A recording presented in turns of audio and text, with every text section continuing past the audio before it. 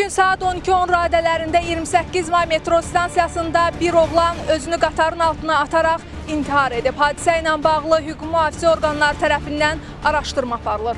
Belə ki, hadisə İçəri şəhərlə Həzi Aslanov xəttində baş verib. Artıq onun şəxsiyyəti müəyyən edilib. Nəsimi rayon polis idarəsindən aldığımız məlumata görə həmin şəxs 1985-ci il təvəllüdlü Mirzəyev Rüstəm Fəxrəddinoviçdir.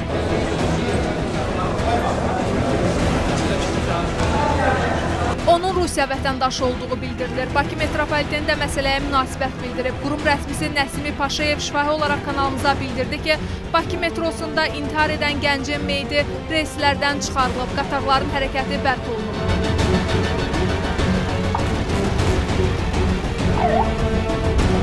Qatar gəncin üzərindən keçib və onun başını bədənindən ayırıb. Hadisə şahidlərinin sözlərinə görə gənc oğlanla gənc qız platformada mübahisə ediblər.